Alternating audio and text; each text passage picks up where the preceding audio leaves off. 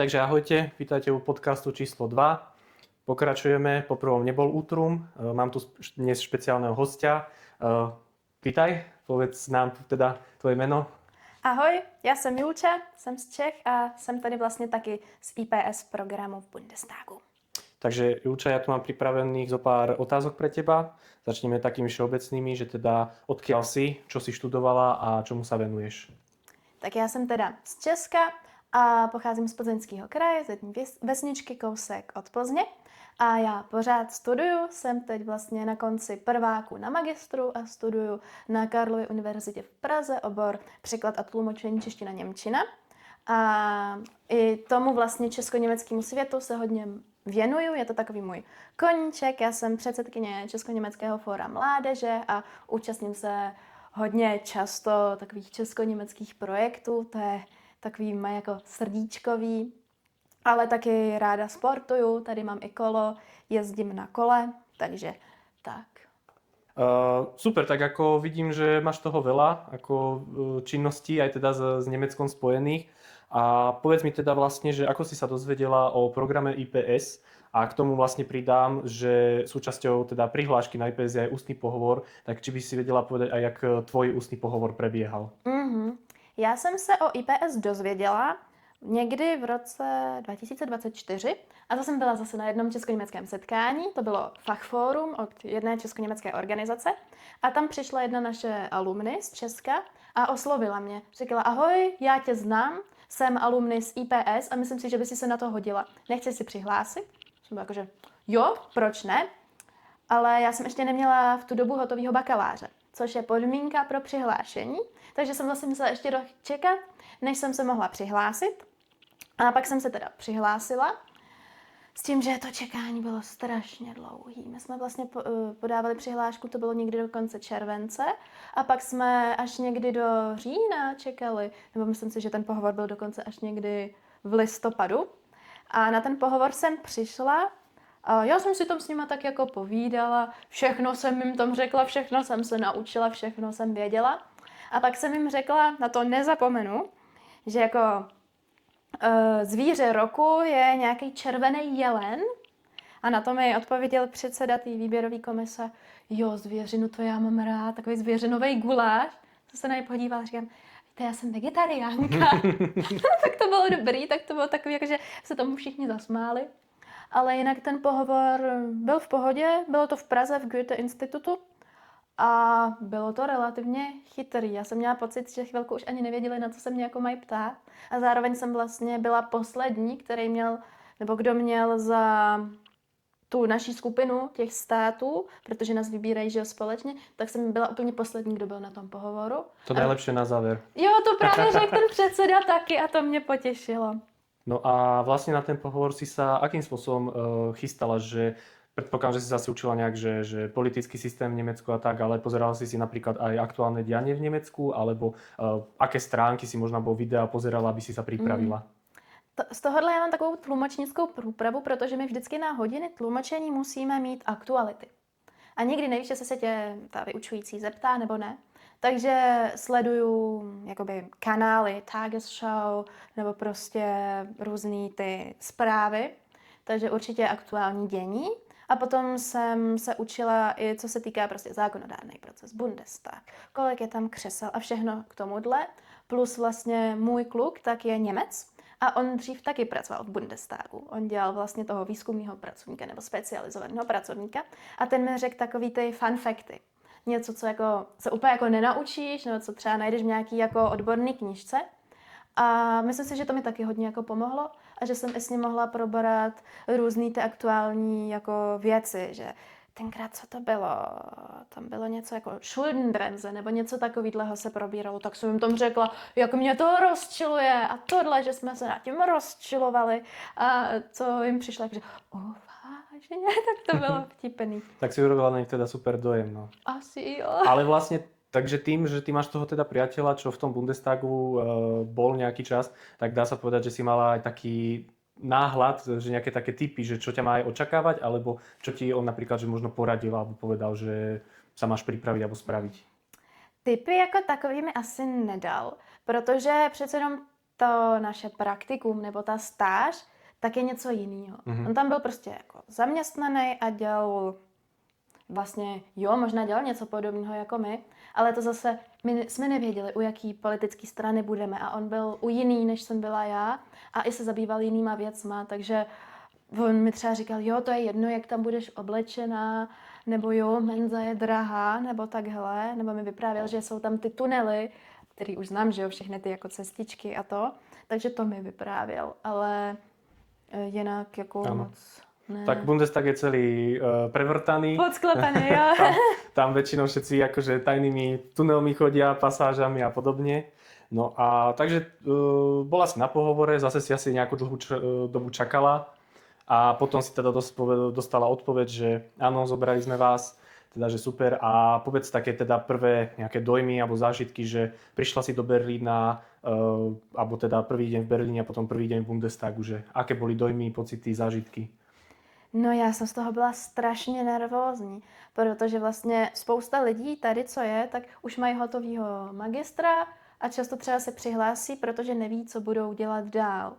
A já jsem šla s tím, že jsem doma nechala svoje spolužáky, teď jsem prostě na půl roku nechala tu školu a byla jsem fakt jako nervózní, že jaký to bude. Teď tady nebudu mít ty svoje kamarády, teď jako Berlín, dobře. Nevím, jak vypadá ten byt, nevím zase s kým budu bydlet, z jaký země a co všechno. A z toho jsem byla fakt jako nervózní. A přece jenom, já sice bydlím v Praze, ale ten Berlín je velký. A na to jsem se furt tak nějak jako nezvykla, nebo prostě na ten Berlín, protože já vždycky říkám, Berlín je dobrý na výlet, na pár dní, ale bydlet úplně nechci.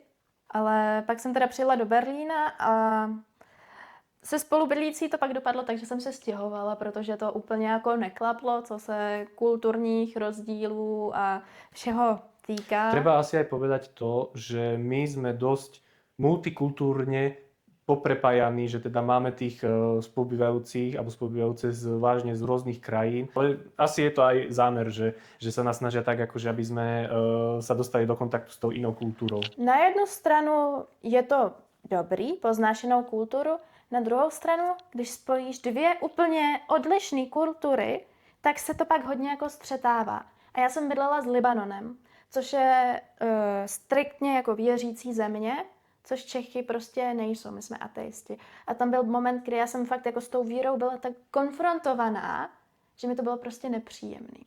A prostě to je víc věcí a já si myslím, že v tomhle by se IPS mělo asi trošičku zamyslet a říct si, dobrý, jakoby můžeme spojit lidi z různých zemí třeba z Evropy a prostě aspoň po těch jako kontinentech nějak, ale aby to bylo tak moc rozdílný, si myslím, že je fakt jako nebezpečný. Mm-hmm. No a to bol vlastne teda tvoj príchod do Berlína a povedz teda, že prvé nejaké skúsenosti, že ja neviem, prejdeš teraz cez tú bránu, napríklad cez Paul-Löbe-Haus alebo cez Reichstag, že aké boli také prvé dojmy?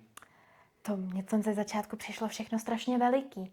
Ten Paul-Löbe-Haus, to je všechno takový jako, že vypadá to trošičku jako betonový, zároveň takový jako, že dům z budoucnosti, všechno je prosklený, všude vidíš, plný prostě jako vzduchu, světla, a ty si říkáš, páně, tady my teď budeme.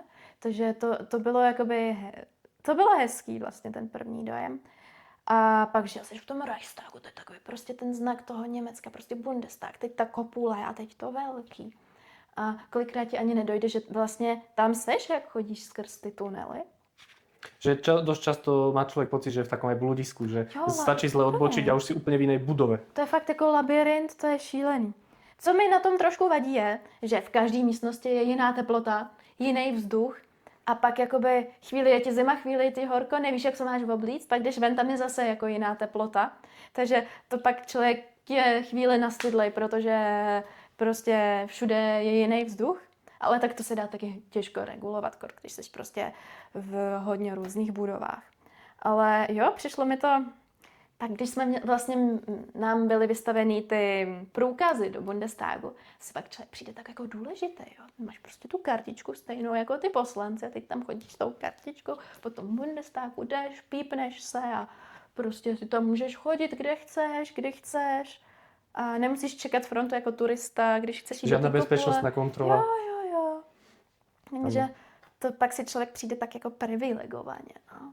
No čiže vlastne tie prvé dni boli vlastne aj také, že my sme mali potom nejaké také úvodné slovo a potom sme mali vlastne prednášky, mali sme potom aj... Spoustu přednášek. Áno. A no, keď teda hovoríme, že veľa ich bolo, tak že vieš si na nejakú tú prednášku spomenúť, že čo ťa nejak tak možno zaujala, alebo že teda niečo tým prednáškam, či by si vedela povedať? Na začátku vlastně, nebo počkej, ono jich bylo tolik, že je to strašně jako těžký zpětně rozlišit, co konkrétně za přednášku bylo, ale mě asi nejvíc bavily ty praktický, když jsme měli vlastně takovou tu Planspiel, že jsme vlastně simulovali zákonodárný proces, že jsme si to fakt jako vyzkoušeli. Ale když bych se měla vrátit ještě k těm přednáškám, tak vím, že toho bylo spoustu o Bundestagu, jak vlastně probíhá ten zasedací týden a tak. A tehdy to bylo prostě všechno strašně jako abstraktní, ale teď už je to automatismus, teď už se na to člověk zvykne. A to mi přijde zajímavé, jak jsme si to dřív nedokázali vůbec jako představit. Teď jsme se to museli všechno jako naučit, jak to bude vypadat a co to je a tak. A vím, že jsme měli spoustu přednášek, i co se týká prostě východ a západ a hodně jakoby té vzpomínkové kultury, protože je to pro ty Němce hodně důležitý. Tak to bylo i jako zajímavá zkušenost s tím, že pro nás jako pro Česko, pro tebe možná jako pro Slovensko, to nebylo nic tak jako, že bych si řekla, wow, no tyjo, co to jako v tom východním Německu se dělo? Protože pro mě to bylo, jo, já to znám, u nás to bylo taky. Ale co jsem pozorovala u těch ostatních, tak pro ty to bylo jako, že no teda, že je to i zajímavý jako kulturně takhle pozorovat, co se třeba ostatní z toho odnesli. Tak to bylo jenom, co mě teď napadlo. Áno, ale nielen, že tí ďalší štipendianti boli tak trochu že v šoku, ale keď napríklad aj tí prednášajúci sme mali vlastne o tom, ako zasada parlament. A ja som sa teda opýtal, že čo by sa napríklad stalo, že keby nebolo dosť poslancov na to, aby nezasadol parlament. Pretože napríklad u nás sa stalo, že keď chceli akože schváliť nejaký zákon, tak neprišli, aby teda akože neboli uznášania schopní a tak. A ten prednášajúci sa na mňa díval, jak si to predstavujete? Jakže neprídu? Oni musia prísť. No tak áno, ale čo ak náhodou, že neprídu, že povedia, že nie, že aby nebolo uznášania schopné. A on sa na mňa tak díval, jak keby som hovoril niečo, ja neviem, z inej dimenzie, z inej galaxie, že niečo, čo neexistuje. No ale tak to je, no nie len teda na Slovensku, ale verím, že aj v iných krajinách, že sa to stáva, že neprídu a nie sú uznášania schopní, ale teda aj viaceré takéto veci. No ale u nich je to niekedy je také, že oni to berú všetko, že podľa, že musia prísť, musia tam byť, musia takto konať a podobne, no. To je taková ta německá disciplína, ano. která si myslím, že by se v obou našich zemích hodila, že by si to ty politici taky měli vzít nějak jakoby k sobě a naučit se to. Ale ja som sa napríklad dnes dozvedel, teda okrem toho, že vlastne tí poslanci, teda že musia teda prísť, keď je teda Sitzungswoche, tak oni keď vlastne neprídu a nemajú že pádny dôvod, že napríklad, ja neviem, sú chorí alebo čo, tak im je normálne stiahnutá veľká časť z výplaty. A dnes som napríklad zistil, že oni sa musia aj zapisovať do prezenčky, nie len akože keď chádzajú do parlamentnej miestnosti, do pléna, ale aj keď napríklad chádzajú do budovy, do kancelárie, tak sa musia podpísať, lebo že im potom môže hroziť pokuta až 200 €. Jo, to je pravda, protože můj poslanec teď vlastně 4 týdny nebude v kanceláři, protože byl včera na operaci s nohou, že si zlomil nohu, upadl na lyžích a jde o koleno, což je důležitý. A tam právě on má teda pádný důvod, ale myslím si, že i tak musí něco platit za to, že tam nebude. No. Takže je to fakt jako přísný. Tak, mohli by si aj naše krajiny zobrať v tom príklad. Jo. Áno. No a keď už teda hovoríš o tom poslancovi, tak vedela by si teda priblížiť, že možno, že teda v akej politickej strane, z akého volebného okrsku je ten poslanec a teda aké to tam je, že tí jeho zamestnanci, čomu sa on venuje a akú máš ty vlastne pracovnú náplň v tej jeho kancelárii. Tak já jsem u poslance Heiko Heina a to je Bavor, teda z Horního Bavorska, takže to jsou takový ty Franky, nebo jak se to česky říká, myslím si, že jsou to Franky.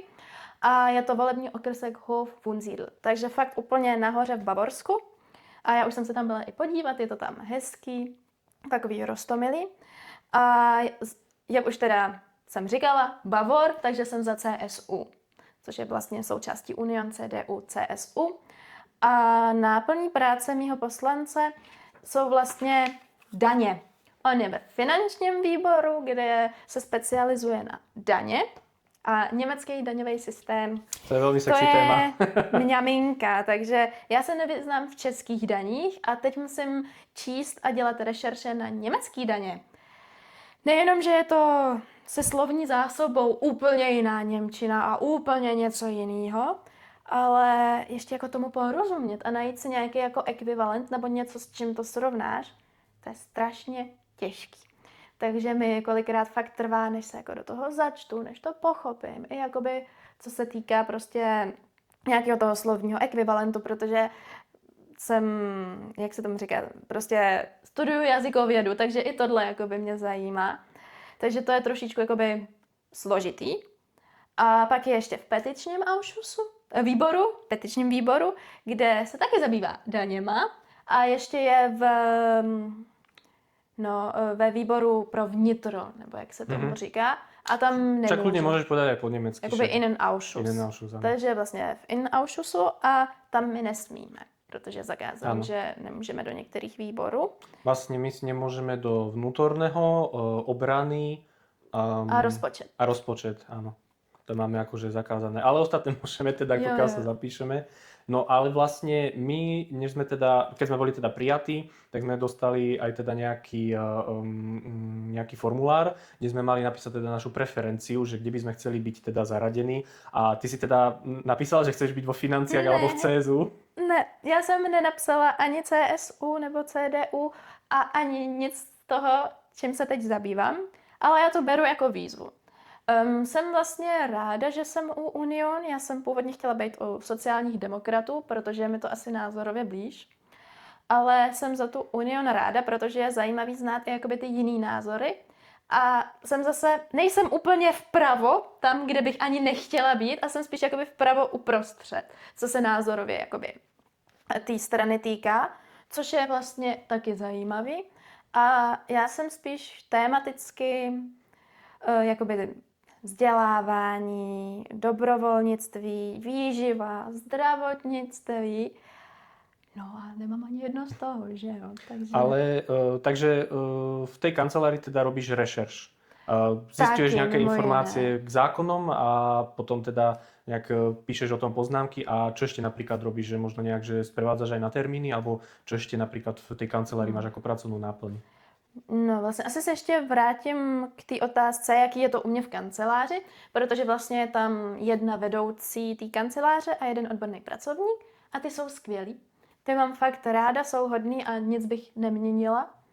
A ty mi právě dávají různý úkoly. Někdy mám právě tu rešerši, že třeba když jde poslanec na nějakou schůzku, teď byl třeba na schůzce s předsedkyní organizace, která bojuje proti antisemitismu a oni mají i prostě hotlinku, kam můžou lidi zavolat, když se něco děje, dělají projekty a různě prostě po Německu, ale i hodně jakoby přímo v Berlíně a s tou jsem měl sejít, tak jsem právě hledala informace třeba o té organizaci, o té paní, právě jsem ho takhle připravila na tu schůzku, to dělám často, nebo teď třeba musím shrnout návrh novely jednoho zákona, ale nesmím říct co, protože to je vlastně tajný, protože máme mlčenlivost. Ano. Ale chodím taky do výborů, jenom do těch 2, do kterých můžu, a do těch pracovních skupin. A řeším poštu a pozvánky na akce.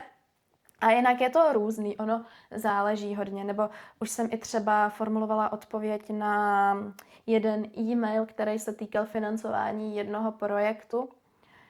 Takže to bylo taky zajímavé. A hodně ty daně.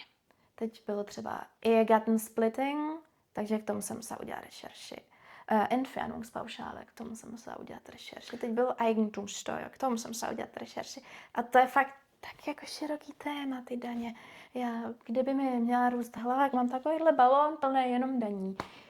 No a hovoríš teda, že s tými kolegami tam v práci si teda rozumieš, aj keď teda to nebol tvoje preferované umiestnenie, ale není to také, že sa tam s nimi až hádaš kvôli nejakým témam, alebo že je to nejak konštruktívny nejaký dialog alebo rozhovor, že oni príjmajú tvoj názor a ty príjmaš ich názor. Jo, to my si fakt jako lidsky rozumíme, povídáme si o všem možným. Kolegovi se teď před měsícem, to už jsem tam byla, narodil syn, tak to bylo taky velký téma, protože pak musel odběhnout k porodu. A jako hádat, to to jsem se ještě s nikým nepohádala, že fakt si jako rozumíme, oni jsou hodní, když něčemu nerozumím, zeptám se znova. A prostě chodíme spolu i na obědy, i s kolegama vlastně z jiných kanceláří, oni jsou ty Bavorové takový, javol, prostě drží spolu, tak je to takový jako hezký. A fakt jako vůbec bych je nevyměnila po té lidské stránce. A to si myslím, že je jako ten nejdůležitější faktor na tom pracovišti, že jsi tam s někým, s kým si rozumíš. Protože si myslím, že kdybych tam byla s někým, s kým si nerozumím a ještě dělala to téma, který mi absolutně nic neříká, tak si myslím, že by to bylo hodně těžký. Ty už si teda mala tu možnosť vlastne ísť do toho volebného okresu toho poslanca, teda Wahlkreis Reise, tak povedz niečo, že vlastne aký to bol výlet, že aké boli zážitky a tak. A prepáč, ešte povedz vlastne, že treba povedať vlastne, že aj ten výlet vlastne nám prepláca IPS, teda program. Že to nie je, že z vlastného vrecka alebo z vrecka toho poslanca. Jo, to je fakt, že to jsme měli aspoň dotovaný, to je dobrý, protože co si budem při dnešních cenách, to stipendium není zas tak vysoký a by to mohlo zvýšit, mrk. Ale když jsem byla v tom volebním okrsku, tak to bylo fakt milý, protože zase ta pracovnice a toho poslance, ta byla skvělá. My jsme si rozuměli, byli jsme i na zmrzlině. A vlastně ten první den tak jsme měli takový jakoby rozhovor v lékárně, kdy vlastně jsme řešili něco právě s paní z lékárny, která chtěla prostě sdílet svůj názor, i nám to tam jako ukázala, prostě ty technologie, jako když se člověk dostane třeba jako dozadu do té lékárny, jak to tam vypadá, tak to bylo zajímavý. A pak vlastně jsme byli na zasedání toho okresu, protože to bylo čerstvě po komunálních volbách. Takže tam byla i jakoby volba, kdo bude do Landesrátu a kdo bude vlastně co, tak to bylo zajímavé vlastně být i u té první jako volby. A pak jsme byli ještě na místním zasedání právě té CSU v obci Oberkotzau. To bylo první den a druhý den tak jsme právě taky točili podcast, kdy vlastně můj poslanec teď se snaží jako víc rozdítit taky jako podcast, aby prostě ukázal lidem, že to není jenom taková ta suchá politika, ale že se jim snaží i něco jako vysvětlit, tak jsem byla taky hostka v podcastu a pak jsem s tou kolegyní jsme udělali takový jako road trip, že mě vzala autem prostě po tom volebním okrsku, ukázala mi, kde co je, jak to tam vypadá, byli jsme právě na obědě a na té zmrzlině. A takže jsme takhle jezdili snad 5 hodin, to bylo hezky. A pak třetí den, protože jsem to měla jenom na 3 dny, tak jsme jeli do muzea, do města Müdlaroyd. Nevím, jestli ti to něco říká, ale když bylo když bylo Německo rozdělené na 2 půlky, tak oni rozdělili i tuhletu vesničku, která měla nebo má 100 obyvatel. A oni prostě uprostřed té vesnice udělali takovou malou berlínskou zeď. Protože ta vesnice je z části na území Bavorska a z části na území Durynska, což máš východní a západní Německo. A oni právě takhle rozdělili tu vesnici rodiny prostě na takovou dlouhou dobu. A je tam z toho udělaný hezký muzeum. A bylo to fakt jako zajímavý. Já jsem z toho měla prostě husí kůži, protože proč by někdo rozděloval malou vesnici? A pak si uvědomíš, že prostě až absurdní to v té minulosti bylo, ale fakt, co se jako reálne dělo? Tak u nás asi bolo hlavne, že tie pohraničné dedinky a nejakých tých ľudí, čo na tých hraniciach žili, tých skôr vyhostili preč a tam postavili teda nejaký múr, alebo teda zbúrali ten dom, aby vlastne videli, pokiaľ by nejaký narušiteľ, pretože ten, kto odchádzal, bol narušiteľ, lebo narúšal socialistický systém, takže narušiteľ teda, aby na ňo videli. No a toto teda robili, však vidíme aj vlastne, síce už je to cez 30 rokov, ale aj na tom Berlíne, že vlastne ten tiež bol tak rozdelený, že na polovicu. Jo. A tam třeba v té vesnici pokáceli stromy taky, aby právě viděli a celý to tam jako různě rozpůlili, no. Bylo to hrozný, no. Jakoby ne hrozný, že by to bylo ošklivý, ale když si to člověk uvědomí, co se tam jako dělo. Takže tam jsme byli a pak jsme jeli ještě na druhou stranu toho volebního okrsku, takže to byla moje cesta volebním okrskem a bylo to hezký. Kdyby nebyly 3 stupně a nesněžilo v květnu, tak by to bylo ještě hezčí. No, čiže toto si mala akože taký výlet a my vlastne už sme mali zo pár výletov v rámci IPS programu, napríklad do Lipska, ale aj teda, no nechcem to nazvať výlety, ale bolo to vlastne zájazdy do koncentračných táborov alebo do nejakých bývalých východonemeckých väzníc. A vedela by si nejak možno to povedať, že ktoré výlety sa ti páčili, alebo po prípade, že ak si aj ty spravila nejaký súkromný výlet, že mimo programu, alebo že teda so štipendiami tiež, že kde ste sa zobrali, kde ste sa išli pozrieť a podobne. Tak mně se nejvíc samozřejmě líbilo Lipsko, protože já jsem na bakaláři studovala double degree obor a já jsem byla rok v Lipsku, studovala jsem na uni v Lipsku, takže to pro mě bylo takový, jako že jsem se vrátila do toho svýho města. A pak mě úplně mrzelo, že jsem si říkala, proč není Bundestag v Lipsku, protože Lipsko mám ráda, mám k tomu osobní vztah, mám tam oblíbenou kavárnu, mám tam svoji spolubydlící, se kterou jsem bydlela a se kterou se furt bavíme. Takže to, jak to říct, třešnička na dortu, nebo prostě to nejlepší. A pak jsme byli v tom Štázi muzeum, nebo prostě v různých těch hodně DDR muzeích, nebo v těch koncentračních táborech. A je hrozně důležitý jakoby to vědět a vidět a zažít na vlastní kůži, protože jinak by na to člověk zapomněl. A vlastně tím, že už vlastně nemáme lidi, kteří jakoby to přežili, nebo jakoby už je jich málo a ty lidi, že umírají, tak si myslím, že o to víc je důležitý, že se o tom prostě jakoby, že my se to dozvíme a pak to můžeme prostě poslat dál, protože je důležitý sdílet tu zkušenost, aby už se to neopakovalo. Tam vlastne bolo na veľa tých zájazdoch super aj to, že napríklad v tom Lipsku sme mali sprievodcu Zeitzeuge, ktorí vlastne napríklad v Lipsku vlastne začali tie protesty proti východonemeckému socialistickému systému, nie v Berlíne, ale v Lipsku. A že ten náš sprievodca bol vlastne ten, ktorý bol dokonca aj jeden z tých organizátorov a že sme mali aj možnosť takto si ho aj vypočuť, ale vlastne aj nebolo to len také, že teraz vás tu vysadíme v tomto muzeu a teraz 2 hodiny tu chodte, ale že sme mali aj tých sprievodcov a že nám aj hovorili, aj sme sa mohli opýtať. Jo, to bylo určitě dobrý, protože vlastně zažiješ tu autentičnost toho celého, prostě té celé události. Vlastně v tom Štázi muzeu, bylo to Štázi muzeu, To bolo, myslím, tak to nás vlastně taky provázel původní vězeň. Takže to taky pak má člověk úplně jako husí kůži. A co se týká nějakých výletů, tak po Berlíně něco jo. Já jezdím i na tom kole, vlastně jezdím buď do práce, z práce, nebo občas i jako po Berlíně. Ale teď přemýšlím, jestli jsem byla ještě někde na výletě u Vanzy, tam jsem byla, a v Postupimi. A pak vlastně přijeli moje kamarádky a jeli jsme do Stralsundu, to je, no bude to 3 hodiny vlakem, ale takovým tím regionálním, to je takový osoba. A to je u moře, takže jsme jakoby se jeli podívat tam, ale hlavně ono ten den pršelo teda.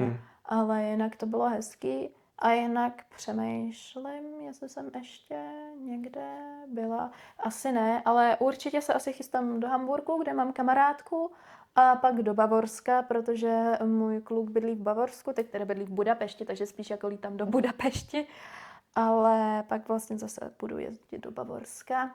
Takže jsem správně v té z politické straně, protože bavorsky trošku umím, takže ta bavorština, když jako můj poslanec mluví bavorsky a ještě to jeho Oberfränkisch, tak tam fakt jako potíže mu rozumět, ale myslím si, že mám i trošičku výhodu, že jako mu rozumím víc, než třeba někdo, kdo s tím nemá takovou zkušenost. Áno, súhlasím. Tak znie to teda tak, že máš veľa výletov aj za sebou, aj teda máš pred sebou. No a teda k výletom teda aj troška učenia. A čiže by som sa vlastne dostal k tomu, že my vlastne okrem toho, že my sme tu ako štipendianti, že sme v tom Bundestagu, tak my sme zapísaní aj na Humboldtovej univerzite ako študenti.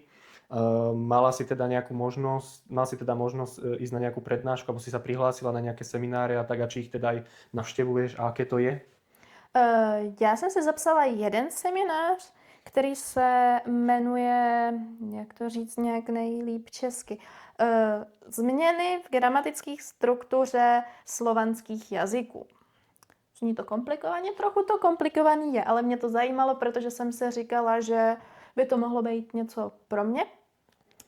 Ale na to, že jsme jako programoví studující, tak si myslím, že v těchto malých oborech to ty vyučující tolik jako neznají. A je tam strašně požadavků na čtení, na prezentace, na seminárky. Takže z toho jsem taková trošku jako ve stresu A jako na začátku jsem tam chodila, ale teď upřímně řeknu, že prostě na to nemám kapacitu, protože máme tolik práce, tolik témat a abych ještě potom, co celý den čtu a zpracovávám daně, abych potom ještě jako Analyzovala seděla, gramatiku. no to už na to fakt jako nemám kapacitu, protože bych se zbláznila. Takže teď tam jakoby žádný kurz nemám. Ale oni vlastne nám aj hovorili, že hlavná časť tej stáže je teda ten Bundestag a že teda nám aj hovorí, že máme si teda maximálne jeden alebo dve prednášky alebo semináre. No. Tak ty si ich vlastne vypočula si a spravila si aj tak. No. Jo, protože jsem toho chtěla využít, protože když se člověk dostane vlastně na takovou prestižní německou univerzitu, ale prostě z kapacitních důvodů to nejde, no, což je škoda. No a teda, jak ťa tu teda počúvam, tak ty vlastne si aj dosť cestovaná, že teda aj v tom Lipsku si bola, aj teda Prahe študuješ a vedela by si napríklad možno nejak ohodnotiť, alebo teda možno rozlíšiť, že o čo sa líši IPS štipendium od napríklad Erasma alebo od nejakej Schumannovej stáže alebo nejakej stáže v EU inštitúciách? Tak vlastně co se týká rozdíl třeba Erasmus a IPS, tak na Erasmus jdeš studovat. Tam bydlíš taky na nějaký koleji, ale jdeš tam spíš na tu školu, jdeš tam studovat, poznávat nový lidi a si to trošičku užít. My tady spíš jdeme jakoby pracovat a zjistit, co je to ten Bundestag, jak to tady funguje. A vlastně na tu zábavu podle mě nemáme ani tolik času, protože o víkendu je člověk tak unavený, že vlastně ani nemáš energii na něco jiného. Ale jakoby dotovaný je to obojí, když by to teda mohlo být dotovaný líp, jo. Protože když se má člověk dovolit jako oběd v menze, tak to pak jako jdeš tam 5krát v týdnu a pak už ti nezbyde nic. Keby si napríklad mala si vybrať, že medzi Erasmus, štáž nejaké EU inštitúcie a IPS, že čo by si skôr vybrala?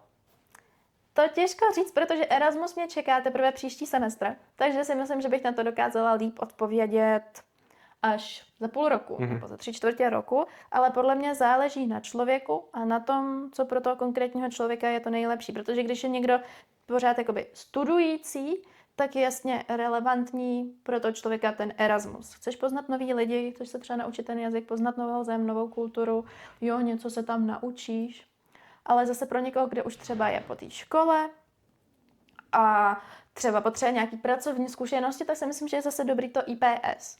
Ale záleží na, jakoby, jak se člověk orientuje, jestli jakoby, je orientovaný na Německo nebo na práci právě jakoby ve vládě, a nebo jestli člověk chce jít spíš víc tím mezinárodním směrem a víc směrem jako EU. To jsou fakt jako preference a to nedokážu říct, co je nejlepší a co ne. Vieš povedať, že čo ti vlastne tá skúsenosť v tom IPS dá, teda okrem toho, že to bude super vyzerať na životopise, že čo ti to vlastne prinieslo, že nejaké akože, čo si z toho zobereš, čo ťa to naučilo, alebo čo si sa z toho naučila? Tak ze začátku určitě kolik různých kultur po světě existuje, protože jsme tady z 36 zemí. A pak jsem se asi naučila to, jak dobře disciplinovaný ten německý parlament je, protože říkám, tím by se mohlo inspirovat spousta lidí, spousta zemí. A asi i, jakoby, já jsem předtím nebyla nikdy na žádný stáži v kanceláři, protože jsem prostě tlumočnice a to je úplně něco jiného. Nikdy jsem neměla žádnou takovouhle zkušenost, takže je toho spoustu novýho. Naučila jsem se, jaký to je teda pracovat v kanceláři a sedět na místě několik hodin prostě denně, když jsem zvykla se jako hejbat.